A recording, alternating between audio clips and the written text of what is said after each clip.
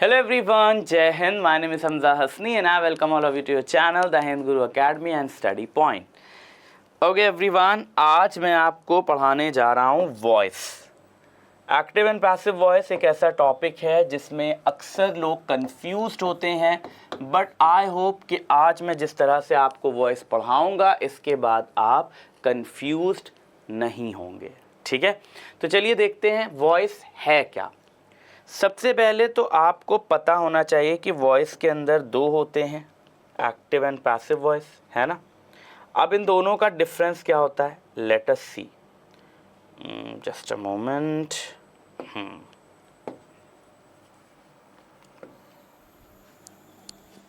तो वॉइस की जब हम बात करते हैं तो हमारे होते हैं दो वॉइसेस। ठीक है, दो वॉइस होते हैं। एक होता है एक्टिव वॉइस और दूसरा होता है पैसिव वॉइस। ठीक है, अब इसमें डिफरेंस क्या है दोनों में, एक्टिव क्या है, पैसिव क्या है। तो देखिए, एक्टिव अपने आप में ही आपको बता रहा है कि वो एक्टिव है, एक्ट कर रहा है। ठीक है, तो एक्टिव वॉइस वो होता है जिसमें सब्जेक्ट कोई एक्ट करे। ठीक है, सब्जेक्ट performs an action। तो इसके अंदर जो सब्जेक्ट होता है वो काम करता है।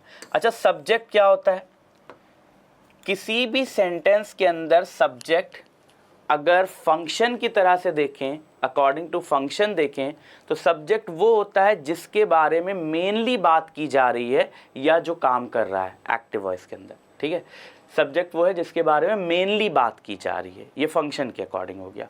स्ट्रक्चर के अकॉर्डिंग देखा जाए तो मेन वर्ब से पहले जो नाउन या प्रोनाउन आता है वो जनरली सब्जेक्ट होता है। ठीक है, तो एक्टिव वॉइस वो होता है जिसमें सब्जेक्ट काम करता है। फॉर एग्जाम्पल, मैंने लिखा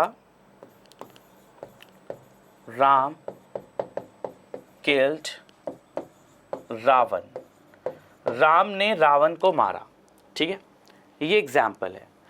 अब in this example you can understand कि स्ट्रक्चर जो है वो ये कह रहा है कि भाई ये तो हमारा हो गया, किल्ड हमारा हो गया मेन वर्ब। क्या हो गया, मेन वर्ब। और इस मेन वर्ब से पहले जो नाउन या प्रोनाउन आए वो हो जाता है सब्जेक्ट। ठीक है, और इस मेन वर्ब के बाद जो नाउन या प्रोनाउन आए वो हो जाता है ऑब्जेक्ट। मैं पूरा लिख देता हूं ताकि कोई कंफ्यूजन ना हो। ठीक है, क्लियर। तो मेन वर्ब से पहले जो नाउन या प्रोनाउन आया वो सब्जेक्ट, मेन वर्ब के बाद जो आया नाउन या प्रोनाउन वो ऑब्जेक्ट हुआ। क्लियर। और एक्टिव वॉइस में क्या होता है, सब्जेक्ट काम करता है। तो यहाँ जो सब्जेक्ट है उसने कोई एक्शन परफॉर्म किया है ना, इट मीन्स कि ये सेंटेंस किस में हो गया, एक्टिव वॉइस में। ठीक है, पैसिव वॉइस में क्या होता है, पैसिव वॉइस में सब्जेक्ट काम नहीं करता है बल्कि सब्जेक्ट पर काम होता है। An action is performed on the subject. ठीक है, तो पैसिव वॉइस में क्या होता है, सब्जेक्ट पर काम होता है। एक्टिव वॉइस में क्या होता है, सब्जेक्ट काम करता है। पैसिव वॉइस में क्या होता है, सब्जेक्ट काम नहीं करता, सब्जेक्ट पर काम होता है। यानी मेनली जिसके बारे में बात हो रही है वो काम नहीं करेगा बल्कि उस पर काम होगा। ठीक है, let us C.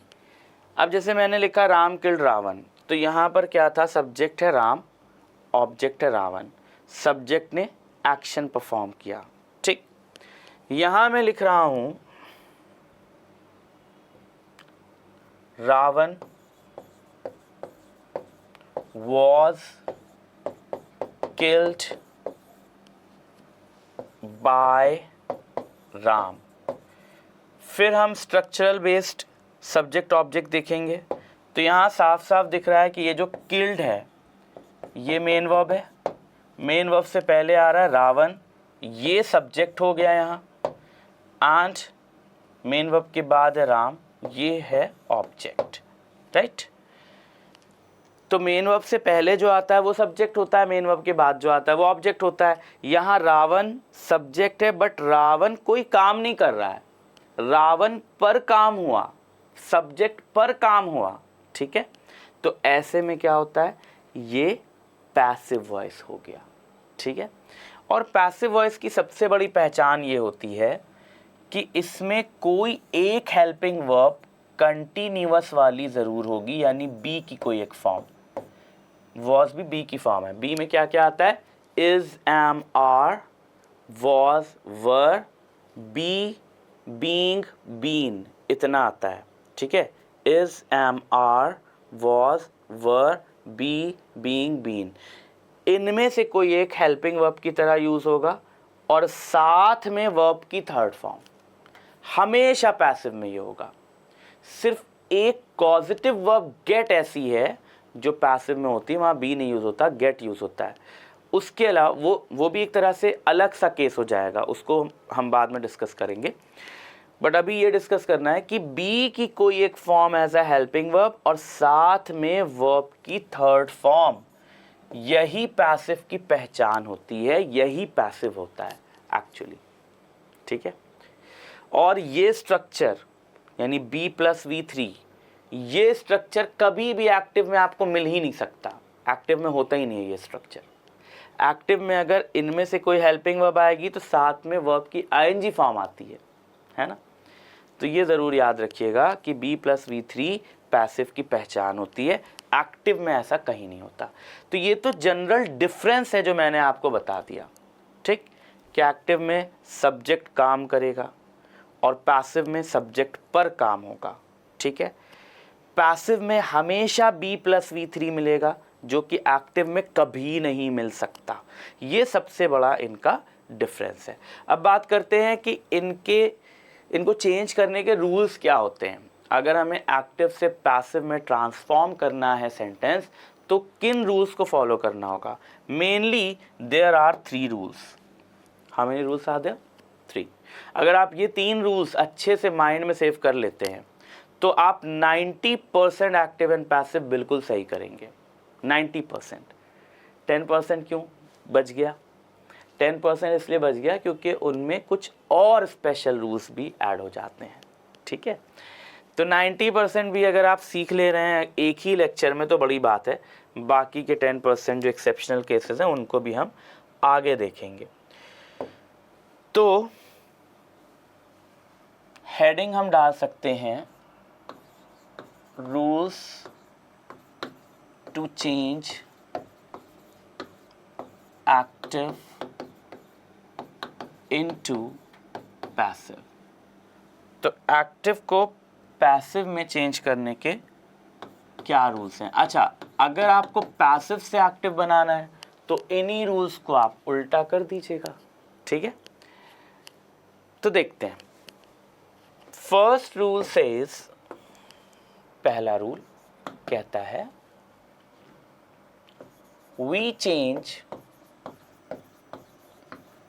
The object of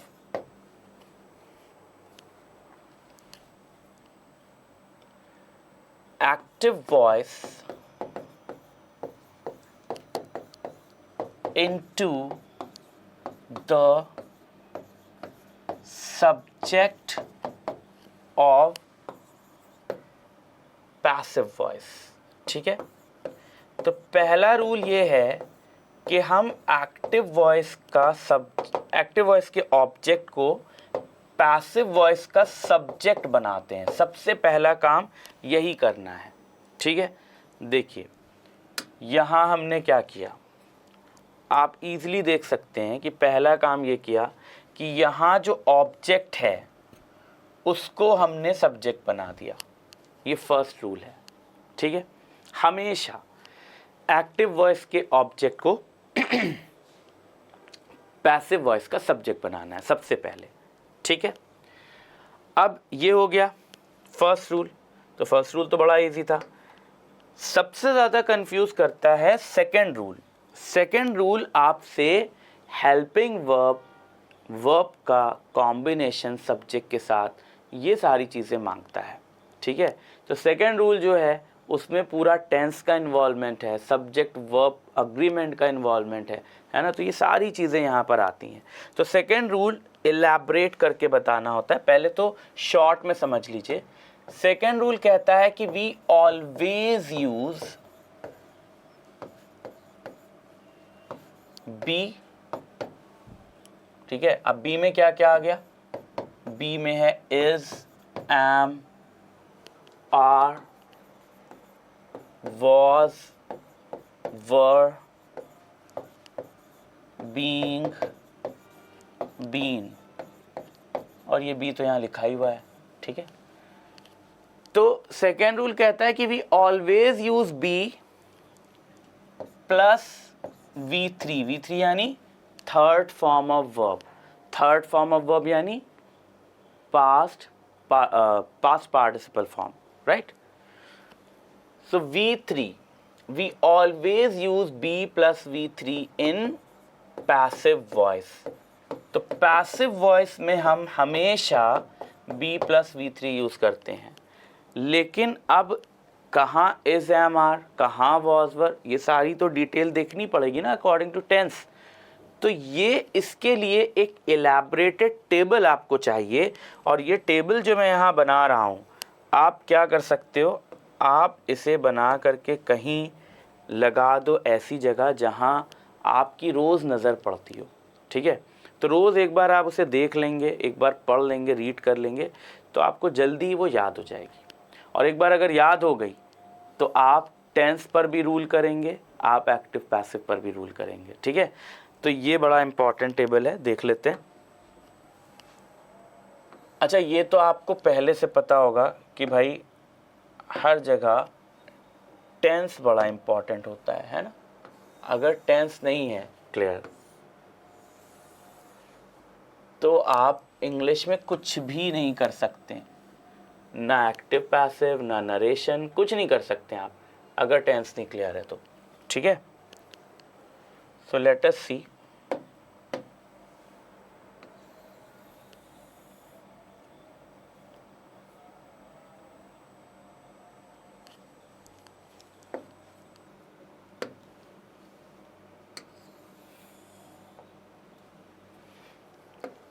okay,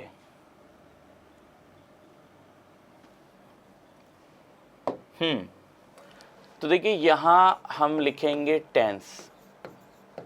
और एक बात आपको बता दूं, आप जब टेंस पढ़ते हैं तो उसमें जो भी रूल पढ़ते हैं वो सब एक्टिव वॉइस के लिए होता है, ठीक है। और टेंस तो पैसिव वॉइस में भी होता है। आज आप उसको टैली करने जा रहे हैं पैसिव वॉइस में भी, ठीक है। तो टेंस जब हम सीखते हैं तो हम टेंस के अंदर सिर्फ एक्टिव वॉइस सीखते हैं पहले। एक्टिव वॉइस आ गया तो फिर हम पैसिव वॉइस भी सीख लेंगे। तो देखिए क्या होता है कि आपको पता है पहला टेंस है प्रेजेंट इंडेफिनिट। प्रेजेंट इंडेफिनिट में एक्टिव वॉइस में आप क्या करते हैं, आपका सेंटेंस अगर पॉजिटिव है, यूं कह लीजिए कि अफर्मेटिव है, ठीक है, तो आप वर्ब की फर्स्ट फॉर्म यूज करते हैं आई, वी, यू, दे और प्लूरल सब्जेक्ट्स के साथ। और आप यूज करते हैं वर्ब की एस या ES form he, she, it और singular third person singular subjects के साथ, है ना। सेंटेंस अगर नेगेटिव होता है, देखो यहाँ जगह भी नहीं है, मैं इसको थोड़ा सा आगे बढ़ाता हूं। चलिए अब जगह मिल गई यहाँ पर। सेंटेंस अगर नेगेटिव होता है, ठीक है, तो नेगेटिव में क्या होता है, नेगेटिव में आप डू यूज करते हैं आई, वी, यू, दे और प्लूरल के साथ, और डज यूज करते हैं ही, शी, इट और सिंगुलर के साथ, लेकिन इन दोनों के ही साथ V1 यूज करते हैं। ये होता है प्रेजेंट इंडेफिनिट में। लेकिन प्रेजेंट इंडेफिनिट टेंस अगर पैसिव वॉइस में है तो क्या होता है, पैसिव वॉइस में अगर है तो हम यहाँ बी की ही फॉर्म यानी इज, एम, आर का यूज करते हैं साथ में V3 यूज करते हैं। ठीक है, इंडेफिनिट हो गया। अब ये तो प्रेजेंट इंडेफिनिट की बात की। पास्ट इंडेफिनिट में क्या होता है? पास्ट इंडेफिनिट के अफर्मेटिव में आपका सब्जेक्ट कोई भी हो आप V2 यूज करते हैं, और नेगेटिव में आपका सब्जेक्ट कोई भी हो आप डिड यूज करते हैं, साथ में V1 यूज करते हैं, है ना। तो पैसिव वॉइस में क्या करेंगे आप? पैसिव वॉइस में आप यूज करेंगे डिड? बिल्कुल नहीं, पैसिव में तो हमेशा बी की कोई एक फॉर्म आती है, तो वॉज या वर यूज करेंगे, साथ में V3 यूज करेंगे। ठीक है, अब अगर बात होती है फ्यूचर इंडेफिनिट की, तो फ्यूचर इंडेफिनिट में क्या करते हैं आप? चाहे अफर्मेटिव हो चाहे नेगेटिव हो, आप सभी के साथ विल या शैल का यूज करते हैं, साथ में V1 यूज करते हैं। अच्छा, ये अफर्मेटिव और नेगेटिव अलग अलग सिर्फ प्रेजेंट और पास्ट इंडेफिनिट में देखना होता है, क्योंकि सिर्फ प्रेजेंट और पास्ट इंडेफिनिट यही दो ऐसे टेंसेज हैं जिनके अफर्मेटिव में हेल्पिंग वर्ब नहीं है, नेगेटिव में है। बाकी सारे टेंसेज में चाहे अफर्मेटिव हो चाहे नेगेटिव हो, हर जगह हेल्पिंग वर्ब है, तो अलग अलग देखने की ज़रूरत नहीं पड़ती। ठीक है, सिर्फ इन्हीं दो में देखना है। अच्छा, फ्यूचर इंडेफिनिट है, विल शैल प्लस V1 है, तो पैसिव में क्या होगा? पैसिव में विल या shall plus be plus V3, ये होता है। ठीक है, ओके। अब कंटिन्यूअस की बात करें, प्रेजेंट कंटिन्यूअस अगर टेंस है आपका, तो एक्टिव वॉइस में आप क्या यूज करते हैं? प्रेजेंट कंटिन्यूअस में is MR plus ING form of verb. ठीक, तो एक्टिव वॉइस में जब भी बी की कोई एक form as a helping verb आएगी तो साथ में ING फॉर्म आ जाती है। ठीक है, जबकि पैसिव में बी की कोई एक form as a helping verb साथ में V3 हमेशा होता है।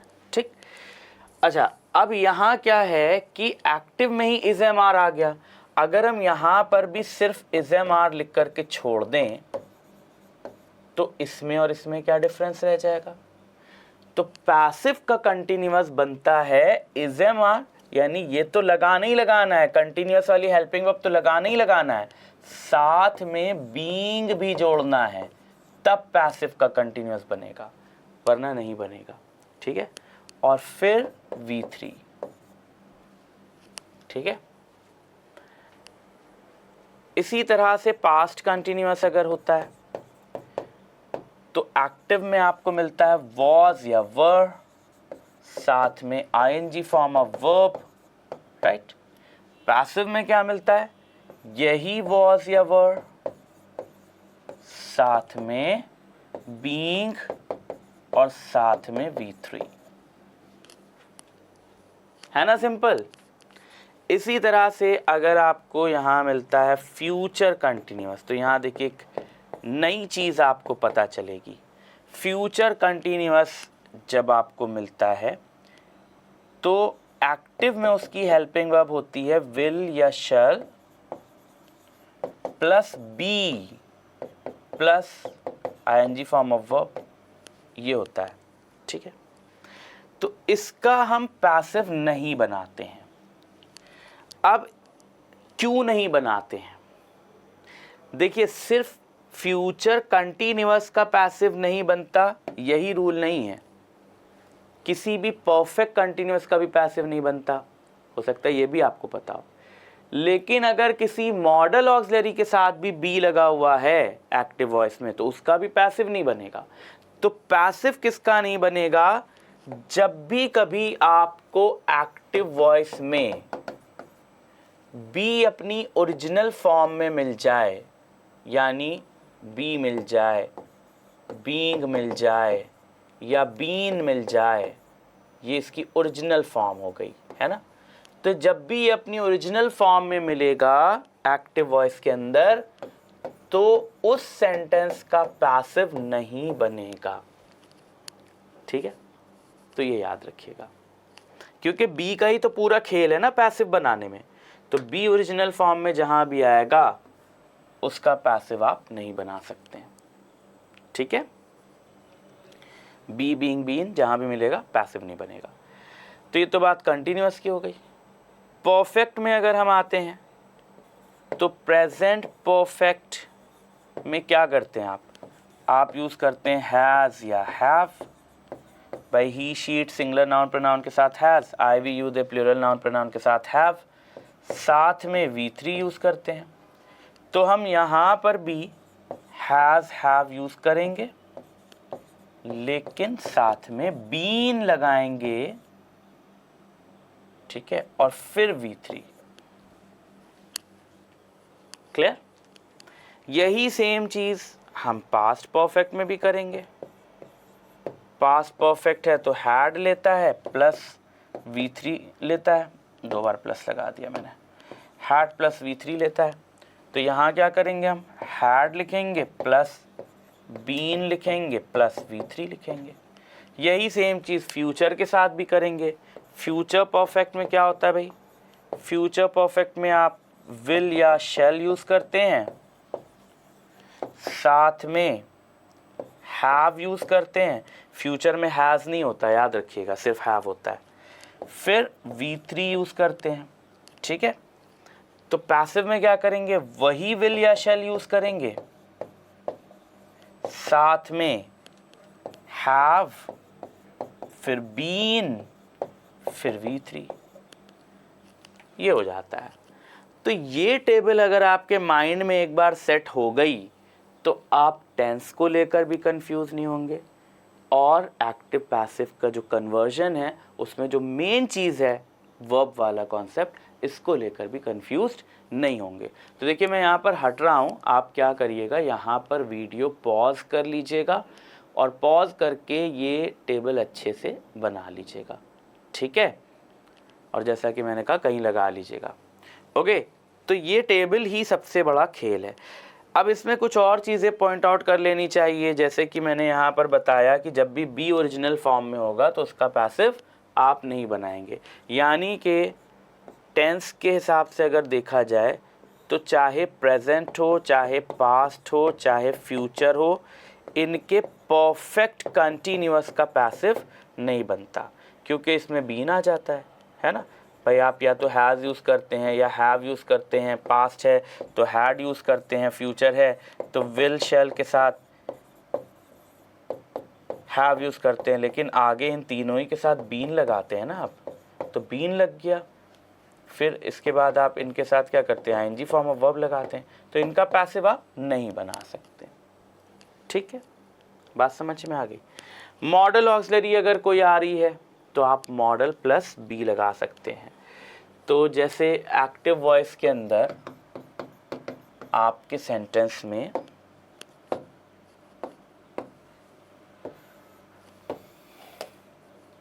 कोई मॉडल ऑक्सिलरी आ रही है, ठीक है, कैन है, मे है, कुड है, माइट है, लिख ही देता हूँ सारा कुछ, कुड है, माइट है, शुड है, मस्ट है, ought to है, ठीक है, नीड है, डेयर है। कोई भी मॉडल ऑक्सिलरी अगर एक्टिव वॉइस में आ रही है तो पैसिव में क्या करना है, सेम मॉडल ऑक्सिलरी लिखिए। एक्टिव में क्या होगा, इन मॉडल्स के बाद आपको V1 लगाना होता है। पैसिव में क्या होगा, सेम मॉडल ऑक्सिलरी, साथ में बी, साथ में V3, खत्म बात।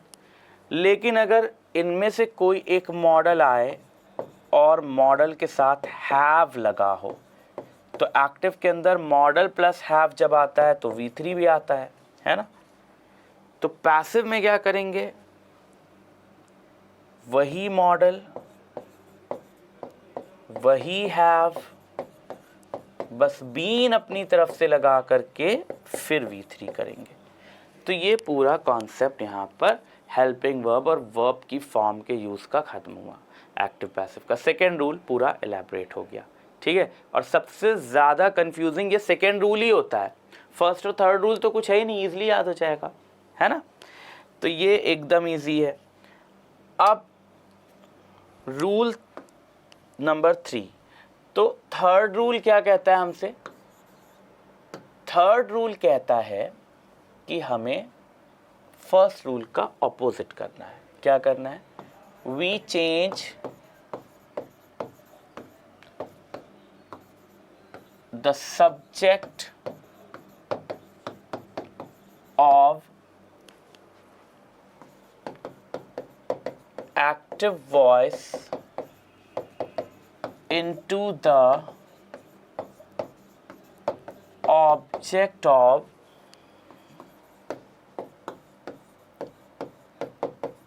passive voice। ठीक है, तो भाई हमें क्या करना होता है कि हम एक्टिव वॉइस का सब्जेक्ट पैसिव वॉइस के ऑब्जेक्ट में बदल देते हैं, है ना। फिर एंड यूज अ प्रेपोजिशन, और एक प्रेपोजिशन यूज करते हैं जिसमें सबसे ज़्यादा यूज होता है बाय का, यूजुअली बाय विद इट। और इसके साथ हम एक प्रेपोजिशन यूज करते हैं जिसमें यूजुअली बाय होता है, लेकिन कई सारी वर्ब्स ऐसी होती हैं जो बाय नहीं लेती हैं, उनके लिए दूसरे प्रेपोजिशंस आते हैं। ठीक है, तो ये बड़ा इंपॉर्टेंट है, ध्यान रखना है आपको। ठीक है, चलिए 3 रूल्स, अब इन तीनों रूल्स को हम एक बार देख लें। रूल नंबर 1, देखिए हमने यहाँ पर रूल नंबर 1 फॉलो किया कि ऑब्जेक्ट को सब्जेक्ट बनाया, पहला रूल। रूल नंबर 2 क्या फॉलो किया? यहाँ V2 है, यानी कि पास्ट इंडेफिनिट है ना, V2 है यहाँ पर, तो ये रूल नंबर 2 बता रहा हूँ मैं। तो V2 है, तो हमने क्या किया? वॉज का यूज़ किया और साथ में V3 का यूज़ किया, तो रूल नंबर 2 फॉलो हो गया। रूल नंबर 3, यहाँ जो सब्जेक्ट है उसको हमने ऑब्जेक्ट बनाया और साथ में प्रेपोजिशन लगाया, तो ये रूल नंबर 3 फॉलो हो गया। ठीक है, तो ये 3 रूल्स फॉलो करके आप 90% एक्टिव पैसिव कन्वर्जन बिल्कुल सही कर सकते हैं। ठीक, चलिए 1-2 सेंटेंसेस देख लेते हैं, और उसके बाद मैं चाहूँगा कि एक दिन तो आप इस चार्ट को बना करके अच्छे से पढ़ लीजिए, ताकि फिर जब मैं आपको नेक्स्ट लेक्चर में आगे बताऊं, पढ़ाऊं, प्रैक्टिस कराऊं, तो आप अच्छे से खुद से बताएं। ठीक है, ऑलराइट, लेट अस सी। तो देखिए एक्टिव वॉइस का सेंटेंस आ जाता है, she eats an apple daily. तो मैं इजी सेंटेंसेस ले रहा हूं पहले, ताकि आसानी से आप कर पाएं। पैसिव बनाना है, तो हमारा फर्स्ट रूल क्या कहता है कि जो एक्टिव वॉइस का ऑब्जेक्ट है उसे पैसिव वॉइस का सब्जेक्ट बनाइए। एन एप्पल को हमने क्या किया भाई? हमने बना दिया इसे सब्जेक्ट, एन एप्पल। ठीक है, अब क्या चाहिए? हेल्पिंग वर्ब चाहिए। हेल्पिंग वर्ब के लिए रूल नंबर 2 का टेबल ध्यान में होना चाहिए। वर्ब की एस फॉर्म है, यानी कि ये प्रेजेंट इंडेफिनिट टेंस है। प्रेजेंट इंडेफिनिट टेंस है तो हेल्पिंग वर्ब लगेगी इज एम आर, है ना, पैसिव में इज एम आर। एप्पल के साथ ऑब्वियसली इज आएगा, एन एप्पल सिंगुलर है तो इज, एन एप्पल इज लगा दिया। पैसिव की खासियत है वर्ब की हमेशा third form, an apple is eaten. फिर रूल नंबर 2 हो गया। रूल नंबर 3, सब्जेक्ट को ऑब्जेक्ट बनाना है, प्रेपोजिशन लगाना है, बाय लगाकर शी को जब ऑब्जेक्ट बनाया तो वो हो गया हर। तो she eats an apple daily, an apple is eaten by her. Daily जो एक्स्ट्रा चीज है उसको वैसे ही यहाँ पर लिख देंगे, an apple is eaten by her daily. है ना आसान, कितना इजी है, आपको सिर्फ रूल्स फॉलो करना है। अच्छा, रूल्स का क्या है? जैसे छोटे बच्चे जो होते हैं ना, बहुत छोटे बच्चे, तो क्या होता है कि पहले वो सिर्फ लेटे रहते हैं, फिर धीरे धीरे वो बैठना सीखते हैं, फिर धीरे धीरे खड़े होना सीखते हैं, फिर धीरे धीरे चलना सीखते हैं। तो एक स्टेज आती है जब बच्चे खड़े होना सीख जाते हैं, तो उनके पेरेंट्स उनको प्राम दे देते हैं, है ना, और उसमें प्रैम नहीं, वो वॉकर दे देते हैं। तो वॉकर में क्या होता है, बच्चे को बैठा देते हैं तो बच्चा अपना वॉकर लेके चलता है। अभी उसको अगर वॉकर के बिना चलाने की कोशिश करें तो वो नहीं चल पाएगा, वो गिर जाएगा, है ना। तो ये जो रूल्स है ना, ये उसी वॉकर की तरह काम करते हैं। बच्चे को वॉकर दिया जाता है कि पहले वो चलना सीख ले, फिर जब वो अपना बैलेंस बनाना सीख जाता है तो फिर वो वॉकर हटाकर किनारे फेंक दिया जाता है, क्योंकि अब तो बच्चा बैलेंस बनाने लगा। तो रूल्स ऐसे ही होते हैं। शुरू में आप रूल्स को पकड़ कर चलिए, अपने वॉकर को पूरी तरह से पकड़ कर चलिए, ठीक है। फिर जब बैलेंस बनाना सीख जाएंगे, चीज़ें करने लगेंगे, तो आपको रूल्स देखने की ज़रूरत नहीं पड़ेगी, वो अपने आप किनारे पड़ा होगा। अच्छा, रूल्स हमें रटे नहीं होते हैं, जैसे हम लोग हैं ना टीचर्स, कभी कभी स्टूडेंट सोचते हैं सर को कैसे इतने सारे रूल्स याद हैं।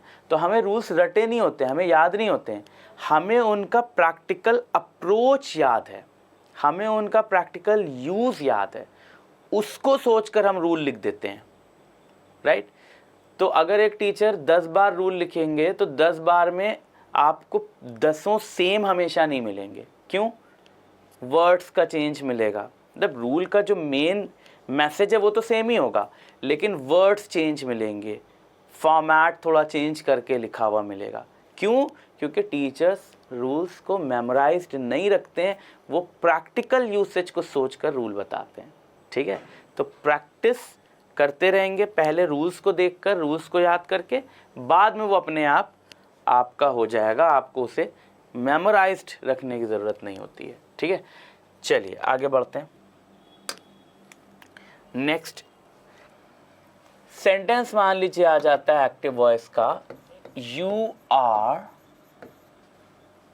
स्कोल्डिंग हिम, तुम उसे डांट रहे हो, ठीक है। स्कोल्ड मतलब डांटना। तो you are scolding him, passive voice बना रहे हैं। पहला रूल, रूल नंबर 1, ऑब्जेक्ट को सब्जेक्ट बनाइए, ही, ठीक है। रूल नंबर 2, हेल्पिंग वर्ब चाहिए। अब यहाँ आर प्लस आईएनजी है, यानी कि ये प्रेजेंट कंटिन्यूअस टेंस है। प्रेजेंट कंटिन्यूअस टेंस है तो यही हेल्पिंग वर्ब आएगी, बट सब्जेक्ट के अकॉर्डिंग आएगी। ही के साथ आर तो आ नहीं सकता, इज आएगा, ही इज। पैसिव का कंटिन्यूअस तब बनता है जब आप आगे बीइंग लगाते हैं। अगर आप बीइंग नहीं लगाएंगे तो पैसिव का कंटिन्यूअस नहीं बनेगा, ठीक है। तो ही इज बीइंग, यहाँ बीइंग लगाना जरूरी है। फिर वर्ब की थर्ड फॉर्म, स्कोल्ड की third form scolded, he is being scolded by लिख करके यू, यू का सब्जेक्टिव ऑब्जेक्टिव केस सेम होता है, तो बाय यू, है ना, सिंपल। तो you are scolding him, he is being scolded by you. कितना आसान है। एक और एग्जाम्पल देखते हैं। सेंटेंस है,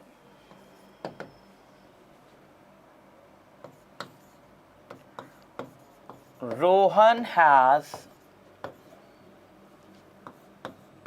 posted the letter, Rohan letter post कर चुका है। सिंपल सा एग्जाम्पल, पैसिव बनाना है। पहला काम, ऑब्जेक्ट को सब्जेक्ट बनाना है, तो द लेटर यहाँ पर साफ साफ दिख रहा है हमारा ऑब्जेक्ट, बना दिया इसे subject, the letter. Next helping verb चाहिए, हैज़ प्लस V3 दिख रहा है, साफ साफ पता चल रहा है कि ये है present perfect tense.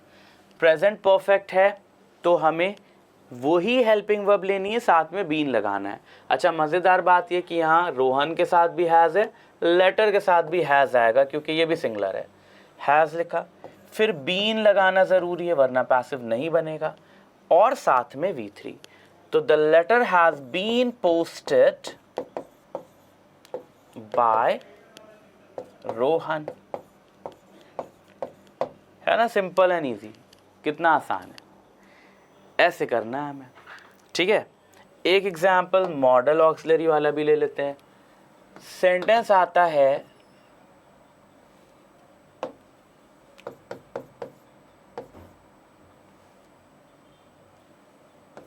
none can defeat him, उसे कोई हरा नहीं सकता, उसे कोई नहीं हरा सकता, ठीक है। पैसिव बनाया, पहला काम ऑब्जेक्ट को सब्जेक्ट बनाना, हिम को कर दिया ही। दूसरा काम मॉडल ऑक्सिलरी है।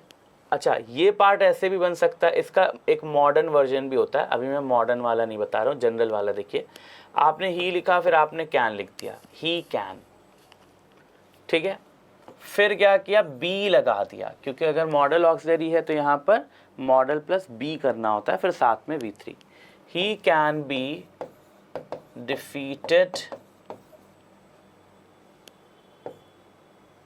बाय नन, ठीक है। तो ये बिल्कुल सही पैसिव है, गलत नहीं है। लेकिन जब सब्जेक्ट नेगेटिव हो तो इसका एक और पैसिव बनता है, मॉडर्न पैसिव। वो क्या होता है कि हमने ही लिखा और यहाँ जो भी हेल्पिंग वर्ब है उसको नेगेटिव कर दिया। अलग से भी लिख सकते हैं, कैन नॉट, तो ही कांट या he can not be defeated, फिर आगे ऑब्जेक्ट ही नहीं लगाया, तो ऐसे भी बनता है, ठीक है। और आगे चल के पता चलेगा आपको कि आपको इसी तरह बनाना होगा। ये गलत नहीं है, बट इसी तरह बनाना होता है, क्योंकि ऑप्शंस में आपको इसी तरह का मिल जाते हैं। तो ये भी हम देखेंगे आगे, जो चीज़ें थोड़ी अलग हैं उन्हें भी देखेंगे। अभी हम मेन रूल्स पर फोकस करेंगे, ठीक है। सबसे ज़्यादा फोकस होना चाहिए रूल नंबर 2 पर, उसके टेबल पर, वो बहुत ज़रूरी है, ठीक। तो उसको देख लीजिए, रूल्स पढ़ लीजिए, ये कुछ सेंटेंसेस जो दिए इनको देख लीजिए। फिर हम प्रैक्टिस करेंगे नेक्स्ट क्लास में, उसमें आप आगे आगे बताएंगे। और मैं कोशिश करूँगा कि मैं अपने लेक्चर के साथ प्रैक्टिस शीट भी एक अटैच करवा दूँ, तो आप उसको देख करके उसका प्रिंट आउट निकाल करके उससे भी प्रैक्टिस कर सकते हैं, ठीक है। तो आज के लिए इतना इनफ है, मिलते हैं नेक्स्ट क्लास में, तब तक के लिए बाय, जय हिंद।